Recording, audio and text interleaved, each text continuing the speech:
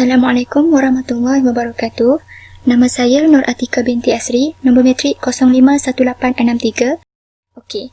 Daripada Amirul Mukminin Abu Hafs, Umar bin Al-Khattab radhiyallahu berkata, aku mendengar Rasulullah SAW bersabda bahawasanya segala amalan itu adalah dengan niat dan setiap seorang mendapat pahala berdasarkan apa yang dia niatkan.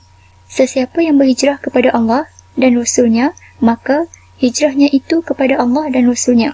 Sesiapa yang berhijrah kerana dunia yang akan diperolehinya atau kerana perempuan yang ingin dikahwininya, maka hijrahnya itu adalah kepada apa yang dia niatkan.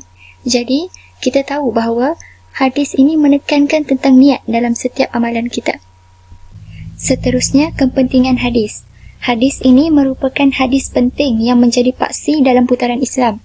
Ia adalah asas kepada Islam. Kebanyakan hukum hakam Islam bersandarkan kepada hadis ini. Ini jelas dapat dilihat daripada kata-kata para ulama. Yang pertama, Imam Daud. Imam Daud berkata, hadis segala amalan itu adalah dengan niat adalah separuh daripada Islam. Kerana ad-din itu ada dua perkara. Sama ada perkara zahir, iaitu amalan, atau batin, iaitu niat. Sementara Imam Ahmad dan Imam Syafi'i pula berkata, dalam hadis ini, bahawasanya segala amalan itu adalah dengan niat mengandungi 1/3 ilmu. Kerana usaha seseorang itu adalah sama ada dengan hati, lidah atau anggota tubuh badannya.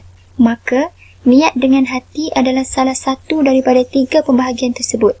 Sebab itulah para ulama ni suka untuk memulakan kitab serta penulisan mereka dengan hadis ni. Faedah pembukaan dengan hadis ini adalah sebagai peringatan kepada penuntut ilmu agar mengikhlaskan niat semata-mata kerana Allah dan menuntut ilmu dalam menuntut ilmu dan melakukan amal kebaikan. Saya, Nurina Maria bin Abdul Razak, Pusat Yunus 874 akan menerangkan berkaitan luqatul hadis. Luqatul hadis yang pertama dari segi bahasa hadis ini ialah Al-Hafs, iaitu singa. Abu Hafs bapa singa adalah gelaran kepada Sayyidina Umar Al-Khattab. Seterusnya, innama, bahawasanya ia adalah huruf hasr yang bertujuan mensabitkan sesuatu yang disebut selepas daripada perkataan ini dan menafikan selainnya. Berniat, jamak kepada niat, maknanya dari segi bahasa ialah tujuan. Dari segi istilah pula ialah tujuan yang disertai dengan perbuatan. Imri'in, setiap orang, iaitu semua insan sama ada lelaki maupun perempuan. Hijratuhu, hijrahnya.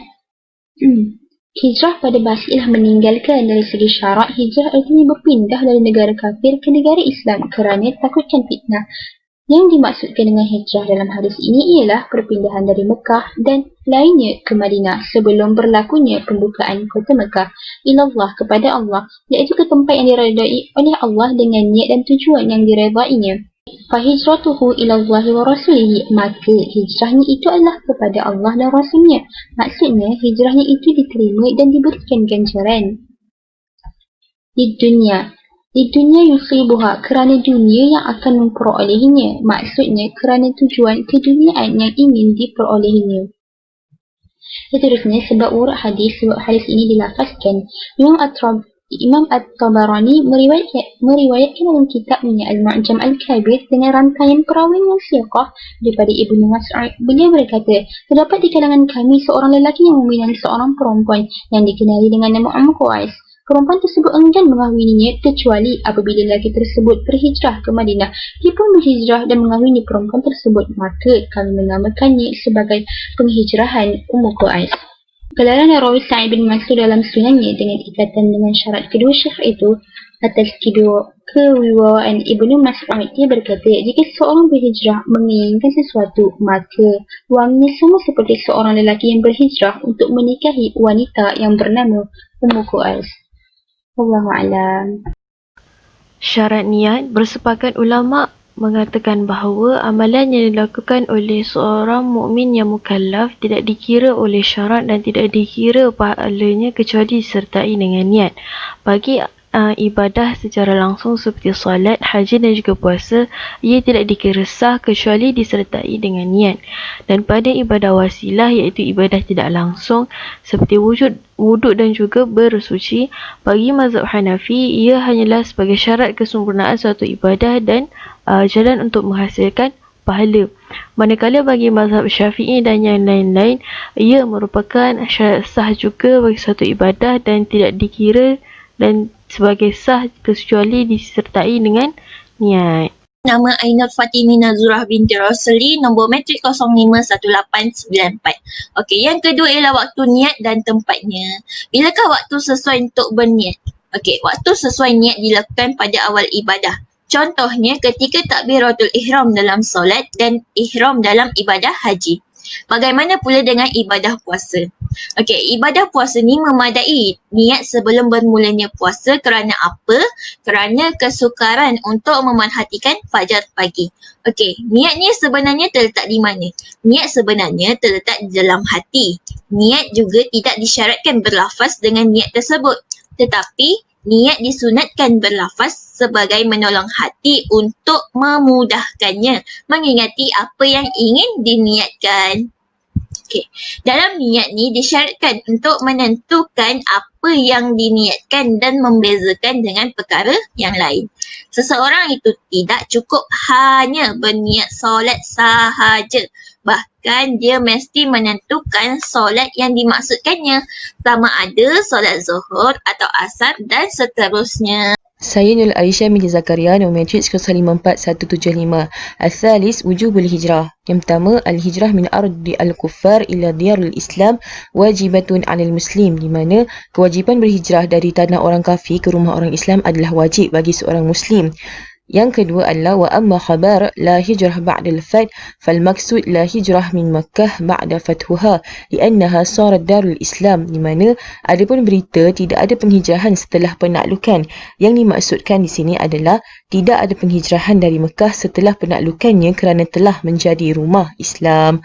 Seterusnya, wa tatluku al-hijrah ala ma nahallahu an wal muhajir min hajara ma nahallahu an, di mana panggilan untuk berhijrah dengan apa yang dilarang oleh Tuhan dan pendatang itu meninggalkan apa yang dilarang oleh Allah.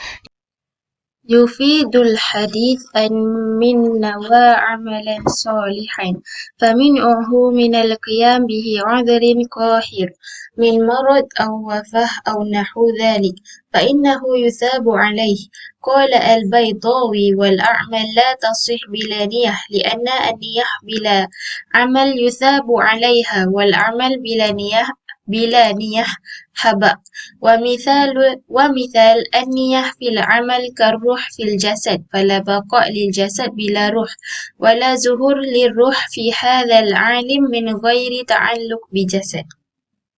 Menurut hadis, sesiapa pun yang berminat untuk melakukan perbuatan baik dan melarang untuk melakukannya dengan alasan yang kuat daripada penyakit, kematian atau selainnya, dia akan mendapat ganjaran. Al-Baydawi berkata,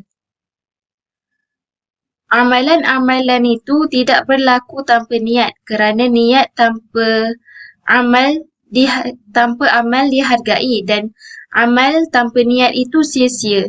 Dan contoh niat dalam amal adalah seperti jiwa yang ada di dalam tubuh, sehingga tidak ada kelangsungan hidup tanpa jiwa atau penampilan jiwa di dunia ini tanpa ikatan dengan tubuh. Bismillahirrahmanirrahim. Saya Siti Hajar binti Muhammad, nombor matrik 051866.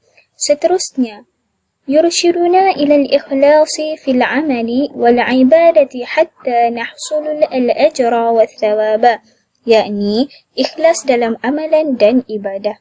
Hadis ini membimbing kita supaya ikhlas dalam amalan dan ibadah sehingga kita mendapat ganjaran dan pahala. Dan yang terakhir, kullu amal nafi' wa khaira yusbihu bin niyati wal ikhlasi wa ibtigha' ridha'ullahu ta'ala ibadah, yakni amalan yang bermanfaat. Setiap amalan yang bermanfaat dan baik akan menjadi ibadah apabila disertai dengan niat dan keikhlasan serta menuntut keredaan Allah Subhanahu wa taala. هذا كل حال وبالله التوفيق والهداية والسلام عليكم ورحمة الله وبركاته.